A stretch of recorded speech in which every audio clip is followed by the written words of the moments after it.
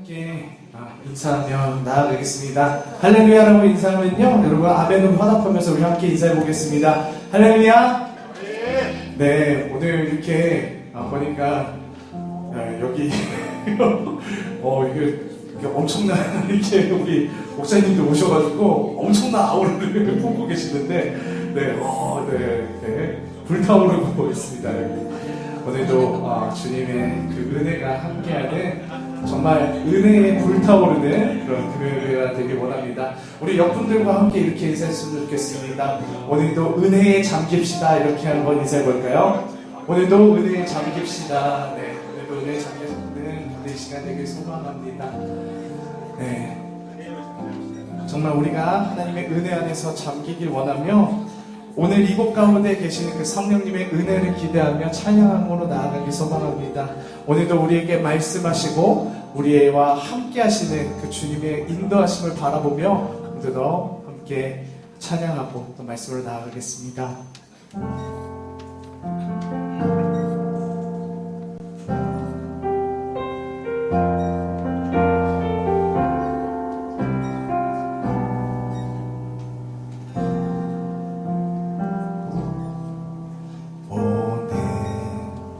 이곳에 계신 성령님, 우리에게 말씀하시고 우릴 가르치소서.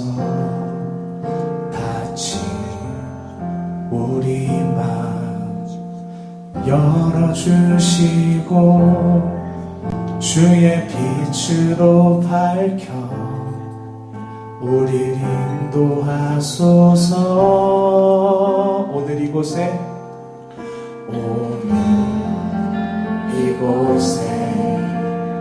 계신 성령님, 우리에게 말씀하시고 우리를 가르치소서.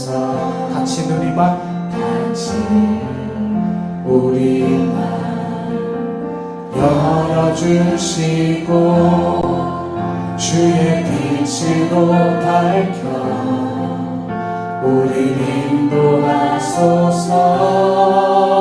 주님보다 앞서지 않고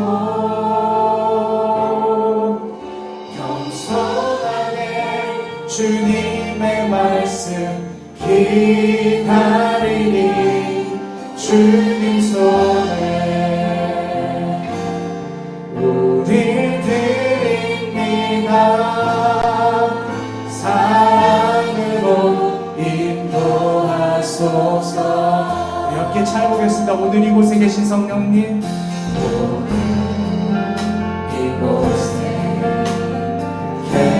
성령님, 우리에게 말씀하시고 우리 가르치소서. 닫힌 우리 맘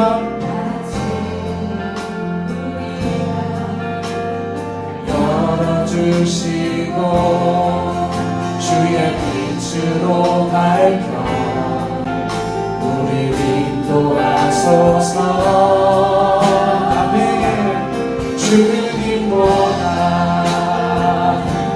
앞서지 않고 겸손하게 주님의 말씀 기다리니 주님 손에 우리 드립니다. 사랑으로. 우리 다시 한번 찬양하겠습니다. 오늘 이곳에 계신 성령님, 우리 함께 다시 한번 찬양하겠습니다. 계신 성령님, 우리에게 말씀하여 주시고 주님 우리를 가르쳐 주시옵소서. 우리의 닫힌 마음을 열어주시고 우리를 진리의 길로 인도하여 주시옵소서. 주의 빛으로 밝혀 우리를 인도하소서. 아멘.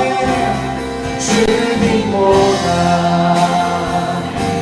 앞서지 않고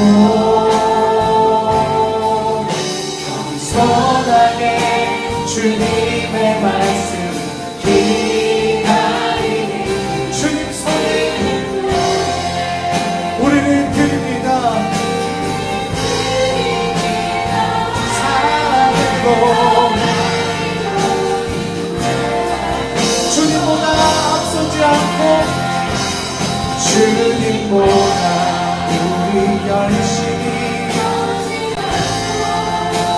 겸손하게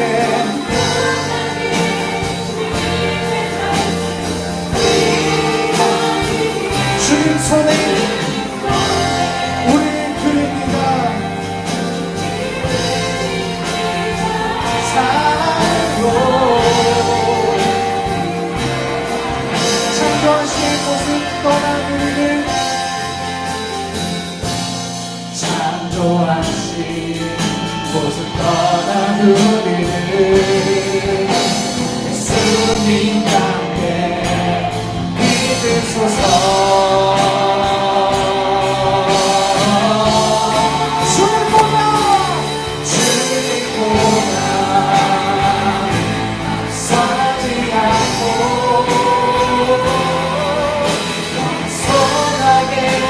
주님의 말씀 위하이니 주님 손에 우리 드립니다. 사랑으로 주님보다 엄청지 않고 주님보다 우리 열심히 겸손하게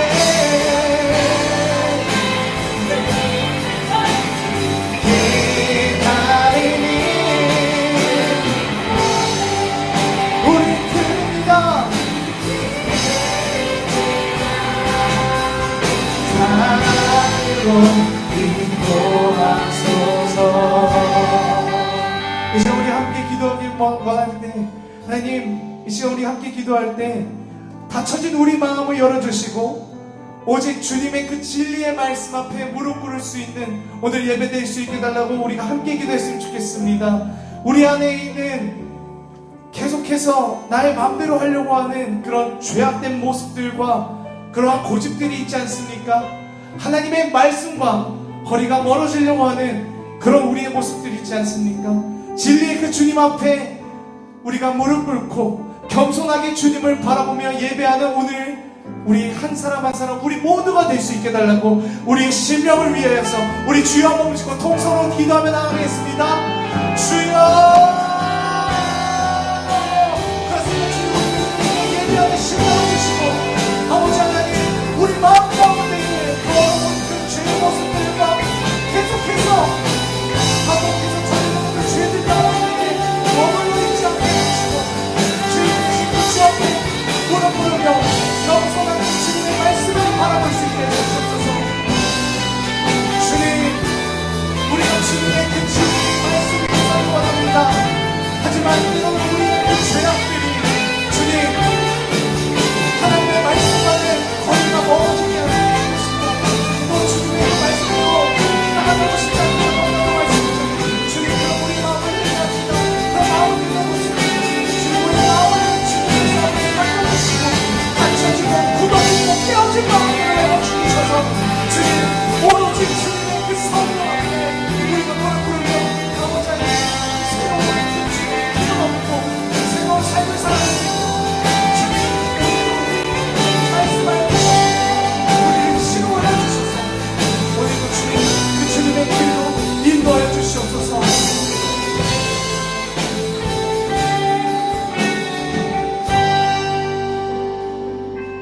어제나 오늘이나 언제나 우리와 함께 하시는 주 하나님, 주님을 경배하며 하나님을 바라봅니다.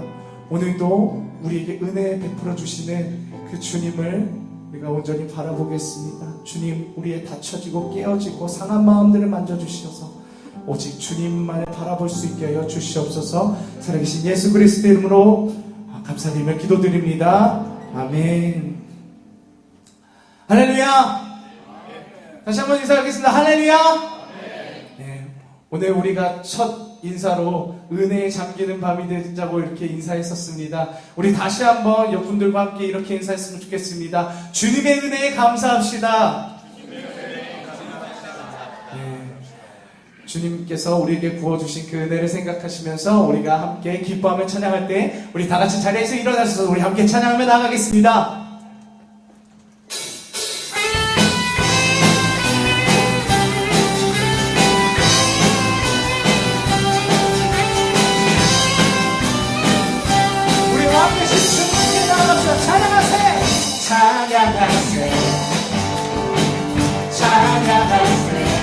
우리와 함께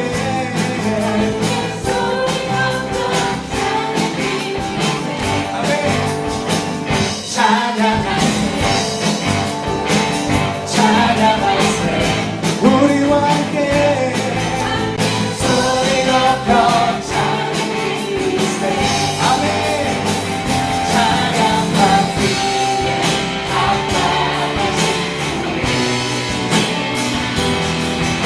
언제나 모두가 불을 끓고서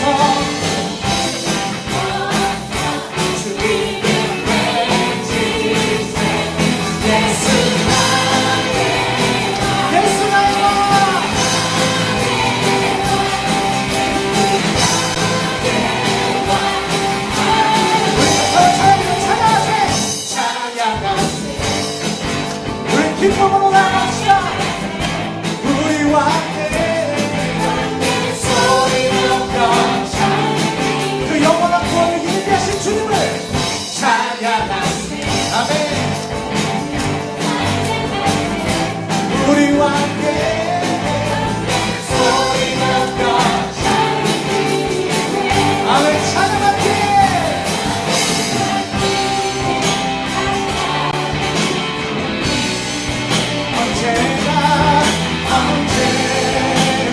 동일하신 주 불을 뚫고서 주님을 외치세 예수 나의 예수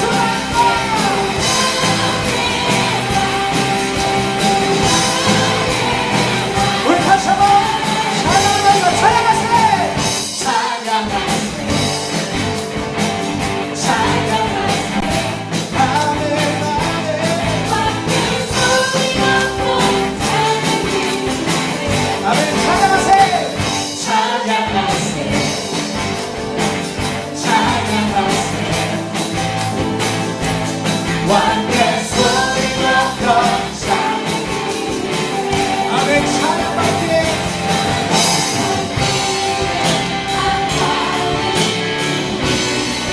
언제나 공인하신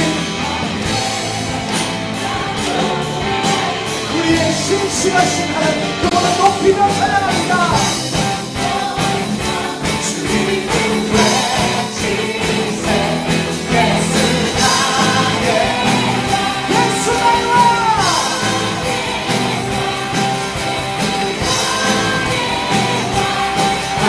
무릎 꿇고서 주를 외치세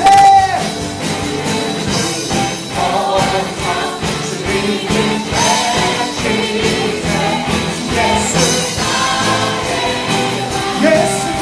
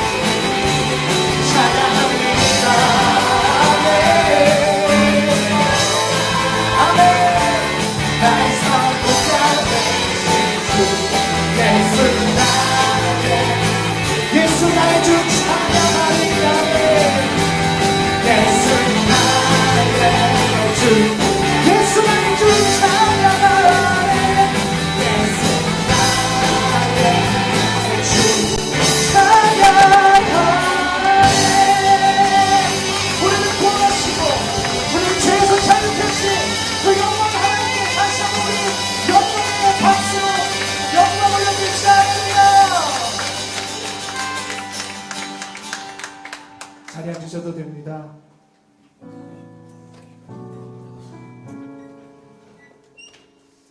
그 주님께서 오늘도 우리를 초청하셨습니다. 슬픈 마음이 있는 자, 몸과 영혼 병든 자 다 내게로 오라. 내가 너희를 쉬게 하리라. 우리 그 주님의 음성에 우리 반응하며 나아갑시다. 슬픈 마음이 있는 자,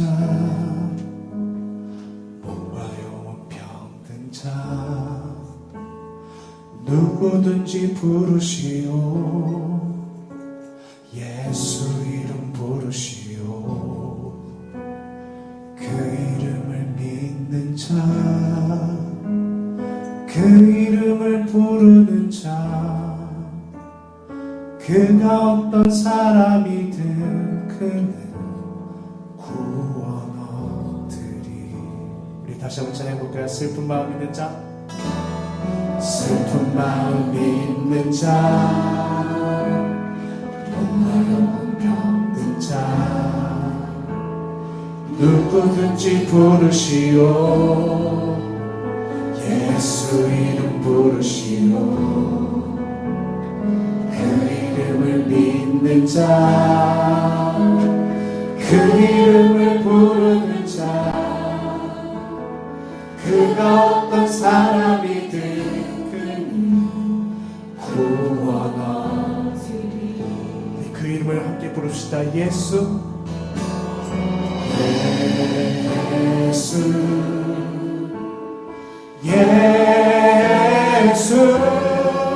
온 능력의 그 이름 예수, 나 외쳐 부르네. 예수, 예수.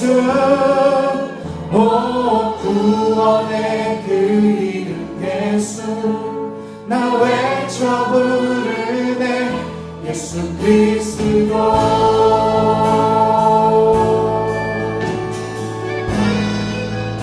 음과 금 내게 없으나,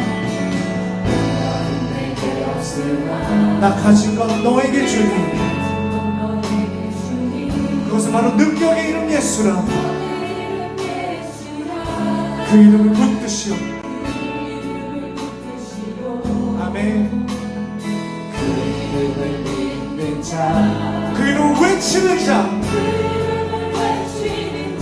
아멘. 그가 어떤 사람이든 그는 주의 영광 보리라. 함께 찬양하세요. 예수,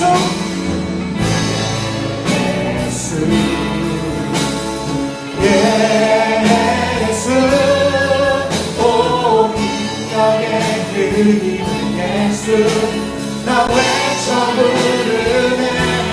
예수, 예수, 오 구원의 그 이름 예수, 나 외쳐 부르네. 예수 그리스도. 우리에게 주신 영광의 그 이름, 우리에게 주신 영광의 이름, 나 어찌 잠잠하리. 세상에 크게 외쳐 부르리. 나의 주 예수 그리스도. 아멘. 예수, 예수, 오 능력의 그 이름 예수, 나 외쳐 부르네. 예수, 그 이름을 부릅니다.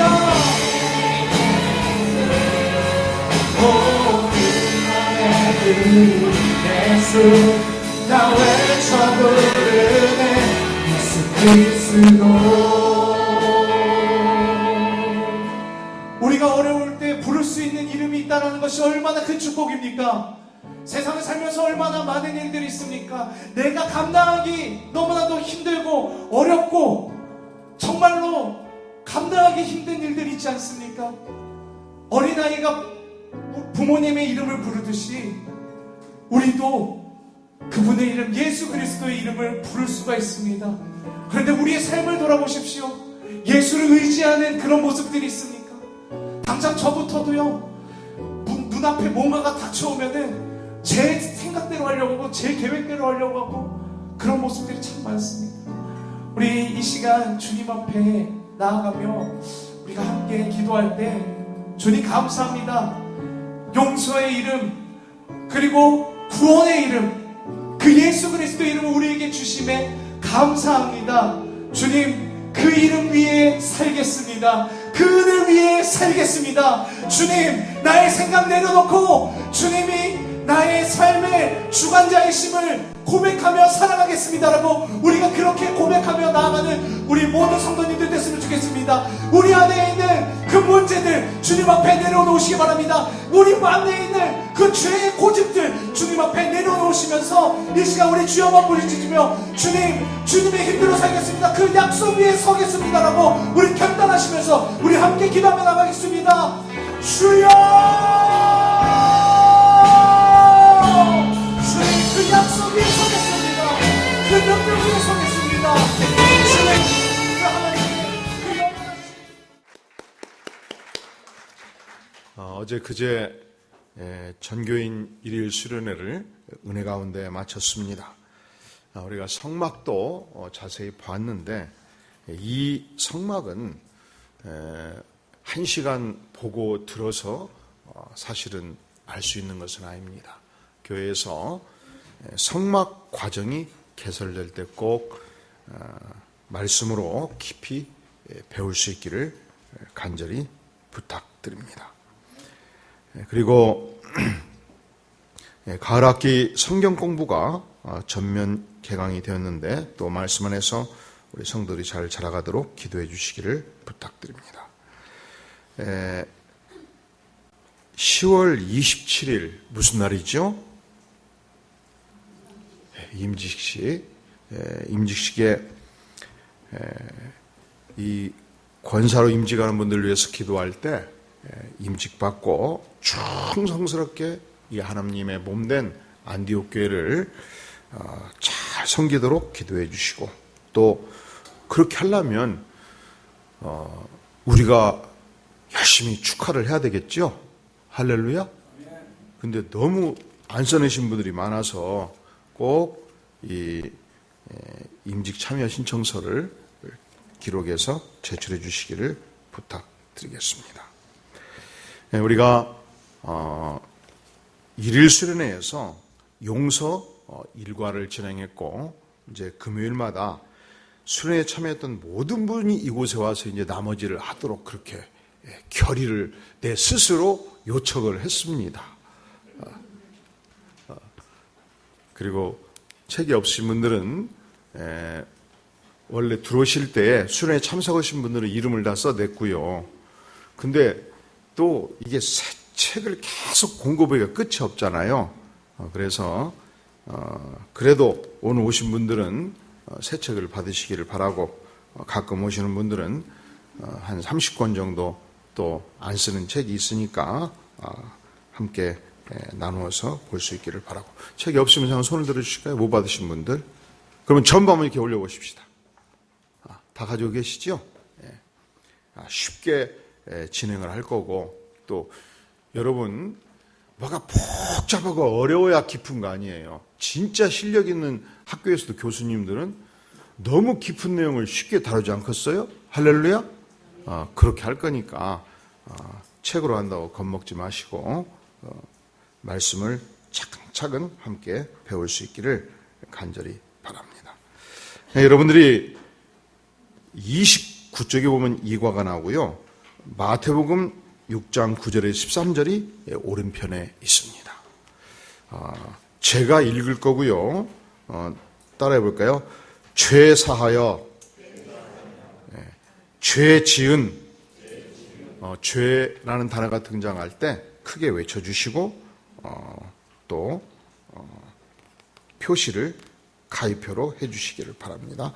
그러므로 너희는 이렇게 기도하라. 하늘에 계신 우리 아버지여, 이름이 거룩히 여김을 받으시오며 나라가 임하옵시며 뜻이 하늘에서 이루어진 같이 땅에서도 이루어지이다.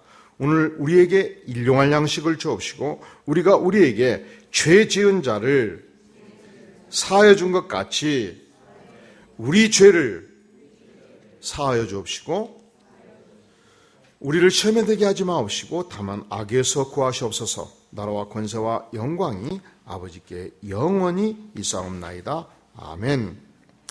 여러분 칠판을 보면 뭐라고 써져 있나요? 따라해 볼까요? 죄사함. 죄사함. 내가 내 인생의 모든 죄가를 죄사함 받고 예민한 양심으로 나의 죄를 알고 주님으로부터 100% 사함을 받을 뿐만 아니라 우리가 인생을 살면서 나에게 고통을 준 영혼들, 손해를 끼친 영혼들을 온전히 그 죄를 용서하는 능력을 갖는 것은 우리 그리스도인들이 갖는 특별한 은혜입니다. 그런데 예수를 믿어도 실제는 나에게 고통을 주고 아픔을 주는 자들이 용서가 잘 안 되지요. 우리는 세상에서 사실은 전직하는 중요한 이유 중에 하나가, 직업을 전하는 중요한 이유 중에 하나가 놀랍게도 직무보다도 관계 때문에 그렇다는 이 설문조사가 많이 나와요. 그러니까 우리가 출근해서 일할 때 굉장히 좋은 관계를 갖고 또 나에게 고통을 주는 영혼들을 용서하고 또 나도 최선을 다해서 함께 일하는 팀원들에게 고통을 경감시키는 것이 굉장히 중요하다는 사실을 보게 됩니다. 60년대, 70년대는 시골에서 농사를 지을 때 그렇게 그 도열병들이 많았어요. 그러니까 병이 한번 도지면 50마지, 100마지 막 벼농사 전체가 병 들어가고 그래서 농약을 많이 쳤습니다. 지금도 농약을 많이 치죠. 그런데 그때는 농약을 쳐도요, 메뚜기가 엄청 많았어요. 그래서 학교 갈 때 대두병 큰 거 하나 이제 책 가방에 탁 꽂아갖고 가요. 갈 때는 그냥 가. 끝나고 올 때 한 4km 되는데 가급적 걸어올 때 벼와 벼 사이에 좁은 길로 걸어가요. 그러면 손으로 훑으면 잡혀. 뭐가 잡혀요? 탁 잡아서 쏴요. 이게 습관이 돼가지고 안 보고도 탁 쏘면 들어가. 그래서 집에 올 때쯤 되면 어떻게 돼요? 대두병이 꽉 차요. 그래서 이제 저녁을 볕단을 넣어가지고 밥을 지으면 기가 막히게 맛있잖아요. 짓고 나면은 그 볕단이 이제 찬불이 빨갛게 있습니다. 그것을 열어서 휘휘 젖어가지고 그 대두병을 쏟아 붓는 거예요. 그리고 살살 흔들어가지고 추려내요. 그리고서 그러면 이제 이 메뚜기가 어떻게 된 거지요? 메뚜기가 맛있게 익은 거지. 구워진 거지. 그걸 찬물에 흔들어서 이제 그 벼재를 다 없애고 고추장에 탁 찍어보고 간식으로 최고입니다. 이걸 아는 분들 한번 손 들어볼까요? 몇 분이 안 되시네. 우리는 확실하게 9세대 인물이. 담장로님이 그걸 아셔요? 그 맛을? 그거 어떻게 쓰셨어? 그냥 그게 고추장을 찍어야 맛있어요. 그런데 요즘은 도무지 벼농사 하는데 이 메뚜기가 없습니다. 그걸 볼 때 요즘에 훨씬 더 농약이 강하지 않나 싶어요. 근데 그 시절 그렇게 겨울이 되면 할 일이 없다 보니까 아저씨들이 밤새 시골에서 이 마작을 하고 노름을 하다가 3월쯤 되면은 주인들이 바뀌어요. 어떤 주인이 바뀌겠어요? 땅 주인이 바뀌어요. 밤새서 막 50마리 짓던 사람이 막 30마리가 넘어가 있는 거예요. 그러면 부인들이 너무 속이 상해가지고 그냥 농약 한 병을 마셔버리는 거예요. 그래서 가끔 그때는 그런 현상들이 많이 나타났습니다. 또 바카스병에다가 이 썩을 놈의 누구 하면서 기분 나쁘다고 농약을 딱 놓고서 놔두니까 당신이 죽지 내가 죽어라 해가지고 탁 마셔버려요. 정말 듣기 어려운 얘기죠. 그것이 그 당시 농어촌의 현실이었습니다. 그런데 여러분, 이과에 5번째 줄에 분노라는 단어가 나오죠. 한번 같이 읽어볼까요? 5번째 시작. 분노에 사로잡히는 것은 독약을 마시는 것 같고 다른 사람이 죽기를 기다리는 것과 같다고 합니다. 이번 과에서는 왜 용서가 필요한지, 그리고 누군가를 용서하는 것이 혹은 용서를 거부하는 것이 여러분의 삶에 어떤 영향을 미치는지를 살펴보고자 합니다. 우리가 저를 보셔요. 이 가슴 안에 분노가 가득 차 있는 것, 그것은 마치 뭐와 같다고요? 독약을 마시는 거예요. 이 정신적, 영적 세계에서, 그러니까 우리 안에 미움, 질투, 시기, 분노, 이러한 요소들이 내 가슴을 사로잡으면 마치 독약을 마시는 것 같은 효과가 있다. 그렇게 저자는 표현하고 있는 것입니다. 자, 그러면 오늘 본문에서 30쪽 토론 첫 번째 사하여 forgive, forgiven이라는 말의 표시를 하면서 우리가 무엇을 배울 수 있었습니까? 자, 12절 우리가 우리에게 죄 지은 자를 어떻게 한다고요? 자, 이것은 죄의 사함, 내가 죄를 사하여 주는 것은 나의 선택인가요? 내가 그 사람을 용서할 수 있고 용서하지 않을 수 있고 나에게 그 자유가 있나요? 내가 만약에 용서해 주지 않는다면 우리 죄를 사하여 주다 달라고 하나님께 기도할 자격을 잃어버리잖아요. 그러니까 첫째로 죄사함 자체는 우리가 하나님의 백성으로서 해야 될 마땅한 당위라는 거예요. 당위. 자, 12절에서 우리가 사하여 준 것 같이가 함축하고 있는 것은 무엇이라고 생각합니까? 즉 우리가 마땅히 인생을 살면서 하나님의 백성으로서 나에게 죄를 지은 사람이 있으면 용서하는 것은 당위의 사항으로 봐야 된다는 것입니다. 세 번째, 같이 읽어볼까요? 시작. 예수님은 우리가 무엇을 위해 용서를 구해야 한다고 말씀합니까? 무엇을 위해서? 내가 왜 A라는 사람을 용서하는 거지요? 내가 용서받기 위해서. 내가 하나님을 향해서 용서받을 자격을 얻기 위해서. 그러니까 우리가 용서하지 못하는 영혼들이 있다면 우리가 전능자 하나님 앞에 나가서 용서할 구할 자격을 갖지 못한다는 것입니다. 자, 그렇다면 여러분은 죄를 어떻게 정의하시겠습니까? 죄란 무엇입니까? 죄란 하나님과 분리된 상태. 죄란 하나님을 떠난 상태. 죄란 하나님께 영광 돌리지 않는 상태. 단지 도덕적 죄만이 죄가 아니죠. 성경적 의미에서, 그리고 일반적 사회적 의미에서 죄는 도덕적 죄, 그리고 형사 범죄를 말한다고 볼 수 있겠습니다. 자, 여러분이 교재 31쪽 상단에 보면 똑같은 주기도문이 다른 표현으로 나오고 있어요. 4절만 우리 같이 한번 큰 목소리 읽겠습니다. 시작. 우리가 우리에게 죄 지은 모든 사람을 용서하오니 우리 죄도 사하여 주시옵고 우리를 시험에 들게 하지 마옵소서 하라. 자, 여기서 당당하게 하나님께 나아가서 우리가 주기도문, 주님이 가르치신 기도 가운데 나타나는 너무도 소중한 사실은 우리가 우리에게 죄 지은 어떤 사람을 판단해서 이 사람은 용서해도 좋겠다고 생각되는 그 일부의 사람만 용서하오니 그렇습니까? 진짜 못된 놈은 제끼오니 그렇습니까? 그러면 우리에게 죄 지은 모든 사람을, 그러니까 이 용서의 대상은, 죄사함의 대상은 일부가 아니고 모든 사람으로 표현해주고 있어요. 모든 사람으로. 자, 마태복음 6장 14절 이하 한번 따라해 볼래요?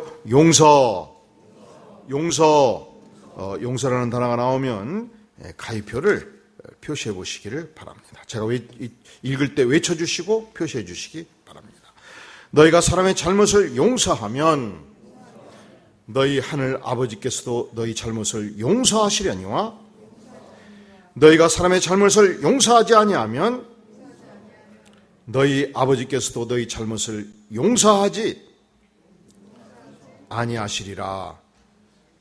지금 이 용서의 개념이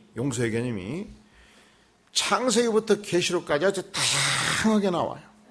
그래서 우리는 이번 가을학기 금요일마다 도무지 창세기부터 계시록까지 이 용서의 복합적인 개념을 충분히 지금 익혀가기 위해서 선택을 해본 것입니다.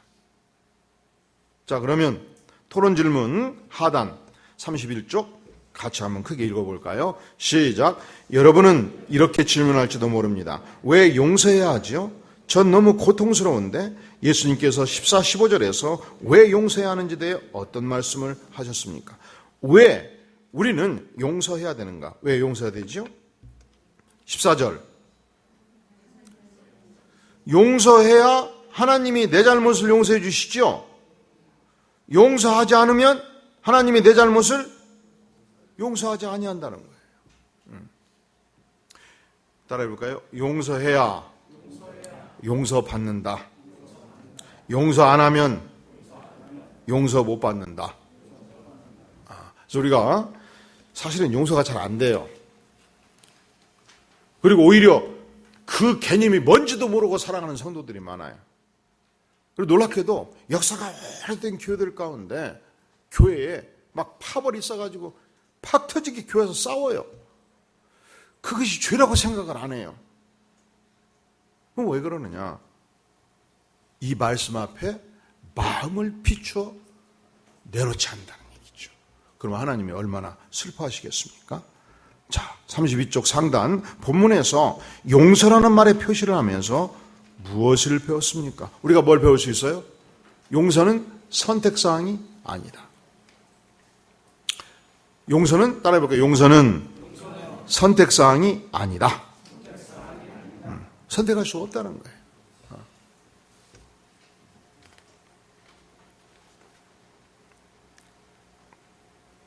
자, 그리고 따라해볼까요? 임금, 주인, 임금 혹은 주인이라는 표현이 나올 때 king, 함께 K로 한번 표시를 해보셔요. 그리고 외쳐주시기를 바랍니다. 그때 베드로가 나와 이르되 주여 형제가 내게 죄를 범하면 몇 번이나 용서하여 주리이까? 7번까지 하오리이까? 예수께서 이르시되 내게 이르노니 7번뿐 아니라 7번을 70번까지라도 할지니라. 그러므로 천국은 그 종들과 결산하려 하던 어떤 임금과 같으니 결산할 때 10,000달란트 빚진 자 하나를 데려오매 갚을 것이 없는지라 주인이 명하여 그 몸과 아내와 자식들 주인이 명하여 그 몸과 아내와 자식들과 모든 소유를 다 팔아 갚게 하라 하니 그 종이 엎드려 절하며 이르되 내게 참으소서 다 갚으리이다 하거늘 그 종의 주인이 불쌍히 여겨 놓아보내며 그 빚을 탕감하여 주었더니. 자, 우리 323쪽 인사이트 보이나요? 천천히 한번 같이 읽도록 하겠습니다. 시작. 이 이야기의 문맥을 이해하는 것이 중요하다. 당시 일반적인 랍비들의 사고로는 3번 정도 용서하도록 권고하고 있었다. 따라서 베드로는 7번까지 하오리이까라고 말하면서 자신이 꽤 관대한 제안을 한다고 생각했을 것이다. 그러나 예수님의 대답에 제 아들은 어안이 벙벙해졌다. 예수님 말씀의 요지는 고린도전서 13장 5절의 선포처럼 사랑은 자기의 유익을 구하지 않는다는 의미였다. 중요한 것은 마음으로부터 우러난 용서이다. 그러니까 우리도 어떤 한 대상이 우리를 향해서 한 번 그리고 2번 정도 잘못을 하면, 심지어 아들이 똑같은 잘못이 한 번 하고 또 2번 잘못하면 보통 우리 어르신들이 그렇게 얘기해요. 야, 이 자식아, 똑같은 죄를 네가 지금 2번이나 하냐? 나는 3번까지는 봐주는데 마지막이다, 이런 얘기를 해요. 그러니까 나는 3번까지 봐주니까 관대한 사람이란 얘기예요. 엄격한 사람이란 얘기예요. 초장에 박살 내야 되는데 내가 2번이나 봐줬다. 내가 한 번은 더 봐줬을 때 이제 정신 차려라. 내가 얼마나 관대하냐 이 뜻이야 사실은. 그런데 당시 랍비들이 그랬다는 거예요. 3번까지는 용서해야 되지 않겠냐. 그런데 예수님을 계속 따라다니다 보니까 예수님은 이게 무한대로 용서를 안 해보니까 그래서 베드로가 탁 머리를 쳤어요. 아, 예수님의 정신은 좀 다르다. 아마 7번까지는 용서해 주는 거 아닌가. 그리고 7은 원래 히브리 세계에서는 완전수였거든요. 그래서 베드로는 항상 앞장서기를 좋아했고 다혈질이었기 때문에 탁 머리에 스치는 순간 드디어 예수님께 인정받을 수 있는 절호의 찬스였습니다. 예수님 왜 그러느냐? 도대체 죄인들을 7번 정도 용서하면 충분히 용서하는 거 아니겠습니까? 라고 물은 거예요. 이 물은 질문의 의도는 칭찬받기 위한 것이었죠. 그러니까 예수님이 대단하다. 너가 해답을 받구나. 7번까지 용서해주는 인내심을 네가 갖고 있구나. 이렇게 칭찬해 주셨나요? 뭐라고 답변하셨어요? 7번을 몇 번까지? 그럼 몇 번이 되죠? 여러분, 어떤 놈이 계속 괴롭혀버리면 세기 시작하세요, 숫자를. 진짜 죽겠네. 200번. 아, 주여, 죽겠네. 400번. 아, 주여, 480번. 이제 내가 10번만 기다리면 내가 작살내버리겠다. 일어나는 거죠? 489번. 이제 마지막 하면 끝장내버리겠다. 그러라는 얘기죠? 아니에요? 그래서 이게 예수 믿는 것이 보통 일이 아니야. 보통 일이 아니야. 이것은 완전수의 결합입니다. 그러니까 무한대로 용서할 것을 우리에게 말씀해 주신 것입니다. 그래서 우리는 하나님께 질문해 보는 거예요. 이게 너무 힘들기 때문에 하나님, 우리가 꼭 그렇게 살아야 될 특별한 이유가 도대체 무엇입니까? 왜 우리가 예수를 믿어도 이렇게 어려운 길을 가야 됩니까? 우리는 질문하는 것이죠. 자, 토론 질문 32쪽 하단 21, 22절에 의하면 왜 예수님께서 이야기를 들려주셨습니까? 왜 이야기를 들려주신 거죠? 용서하되 어떻게 용서하라? 어떻게 용서하라?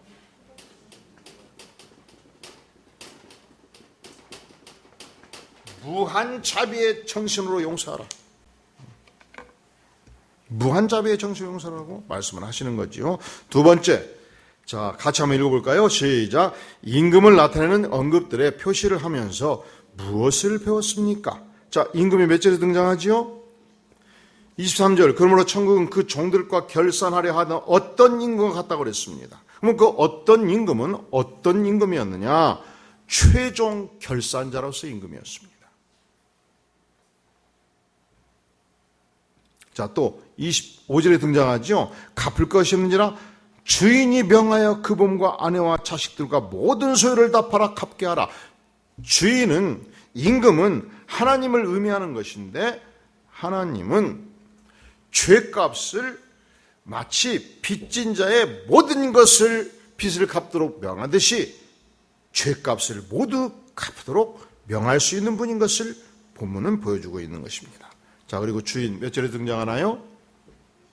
27절 시작. 그 종의 주인이 불쌍히 여겨 놓아 보내며 그 빚을 탕감하여 주었더니, 자, 주인이신 하나님은 모든 빚을 직접 탕감할 수 있는 권세의 주님인 것을 보여주시는 거죠. 두 번째, 그 종들은 무엇을 하기로 약속합니까? 자, 지금 우리가 규모가 10,000달란트가 규모가 어느 정도나 될까요? 10,000달란트. 혹시 아셔요? 그 당시 1데나리온이 노동자 하루 품삯이었습니다. 그래서 10만 원을 예정을 하자고요. 1데나리온. 그러면 1달란트는 6,000데나리온이었습니다. 그러면 1달란트가 얼마가 되겠어요? 6천만 원 곱하기 10만 원, 6억 원. 1달란트가 얼마라고요? 6억 원. 거기다가 몇 달란트라고 그랬어요? 10,000달란트. 그래서 6억 원에 만을 곱하면 얼마가 나와요? 계산이 안 돼요? 네? 다시. 1,000달란트가 아니고 10,000달란트요. 6억 곱하기 1만. 이게 이제 은행 다니는 사람은 금방 아는데 이종 집사가 어디 갔는지 모르겠어 지금. 계산이 안 돼. 그러고서 어떻게 지점장을 하셨어? 이해가 안 되네. 나도 계산되고 막. 아, 결제만.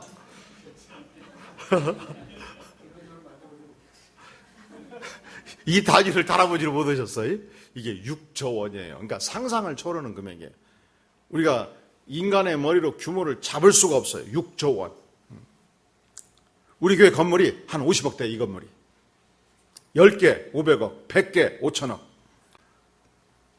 200개 1조 원. 1조 원 곱하기 6, 1200개. 상상이 안 되지요? 어마어마한 금액이죠.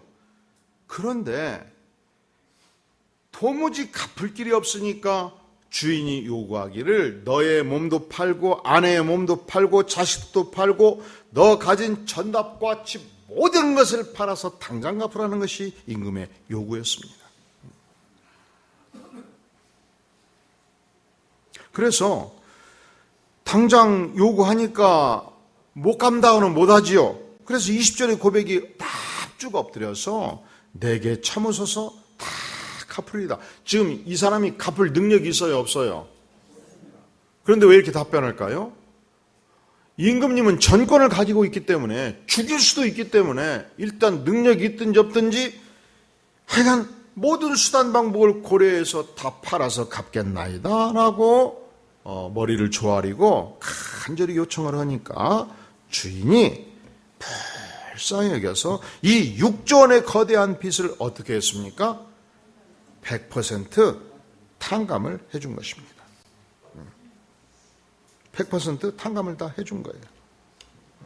자, 그러면 맨 마지막 질문, 용서 또는 그와 관련된 단어의 표시를 하면서 우리는 무엇을 배울 수 있는가? 용서. 자, 임금님은 하나님이시죠. 나는 6조 원의 빚을 진 죄 많은 인생이었죠. 주님께서 지금이라도 당장 죽이시겠다, 다 가져가시겠다 해도 우리는 할 말이 없는 존재였죠. 그 이상의 범죄한 자였죠. 그런데 이 6조 원의 모든 빚을 탕감해 주신 것입니다. 자, 그래서 34쪽의 첫 번째 왼 위의 질문을 보면 이 이야기에서 임금은 누구를 나타내나요? 하나님이죠. 두 번째, 종은 누구를 나타내나요? 종은 바로 나 자신. 그래서 한번 따라해 보겠습니다. 나는 6조 원 이상의 죄를 100% 탕감받았습니다. 믿습니까? 정말 그렇습니까? 그러면 옆 사람이 100만 원 꾸어갖고 안 갚을 때 머리를 치고 몸을 때리면서 당장 갚으라고 소리치고 닭 다르고 그러면 안 되겠지요. 왜 그렇죠? 6조 원을 탕감받았으니까. 6조 원의 놀라운 은혜를 내가 받았기 때문에 내 인생을 향해서 단지 10만 원, 50만 원, 100만 원, 1000만 원의 고통을 준 자들을 향하여 내가 직접 복수를 해서는 안 된다는 것입니다. 만약에 그것을 복수하기 시작한다면 나는 이미 6조 원의 죄를 탕감받은 인생이 아니라는 사실을 표현하게 되는 것이죠. 자, 오늘 우리는 이 과정을 통해서 왜 우리가 용서해야 되는가? 우리는 선택적 용서를 원합니다. 용서할 수 있는 사람은 용서하고 용서할 만한 가치가 없는 사람들, 도가 지나친 사람들, 문제가 있는 사람들은 명백하게 한 번씩 복수를 해야 된다고 우리는 생각합니다. 그럼에도 불구하고 왜 우리 주님께서는 우리에게 용서해야 된다고 말씀을 하시는가? 우리 하나님께서 6조 원의 죄를 탕감해 주셨기 때문에 이것은 하나님의 성품이 무엇인가를 명확하게 보여주셔요. 하나님은 무한 광대한 자비의 하나님이라는 사실을 보여주시는 거죠. 하나님은 우리를 향해서 심지어 우리 어떤 이웃이 정말 입에 담을 수 없는 고통스러운 범죄인이라 할지라도 그가 죄를 고백하고 하나님께 나아가면 우리 주님은 그를 반드시 용서해 주시는 분이십니다. 믿습니까? 우리는 세상을 살면서 한 사람을 돕기 위해서 최선을 다하는 모습을 볼 때 감동이 있어요. 또 주간 어떤 사람을 권리기 위해서 대신 그를 구하다가 죽게 되는 사건들이 있을 때마다 전 국민이 깜짝 놀라고 의인이라고 칭호를 줍니다. 예를 들어서 2001년도 벌써 18년 됐네요. 이 일본 유학생이었던 고 이수연 씨 기억하시나요? 이제 나이가 조금 들면 좀 혼동스러운 것이 제가 2001년 해놓고 김수현 사건이 한 5년 정도밖에 안 된 것 같은데 계산해보니까 벌써 머릿속에서 18년 전 일이에요. 근데 25살 될 때는 5년 전 일, 10년 전 일, 15년 전 일 이렇게 명확했거든요. 근데 어느 일정 연령이 넘어가면서부터 30년 전 일, 화성 사건이 30년 전 일이라는 데 깜짝 놀랐어요. 한 10년 전 일까지 느껴지거든요. 막 섞어져 있는 거예요, 이게. 제가 멍청해서 그렇죠. 제가 제 자신이 멍청한 줄 알았지만 이렇게 멍청한 줄은 몰랐어요. 시대 구분이 잘 안 되는 거예요. 근데 벌써 그 이수연 씨가 세상을 뜬 지가 18년이 됐습니다. 근데 어느 날 그가 공부를 마치고 집에를 이제 자취방을 가는데 철로에서 어떤 취객이 떨어져 있는 거예요. 근데 보니까 기차 소리는 들리고 그래서 전속력으로 달려가서 그 취객을 들어서 던졌습니다.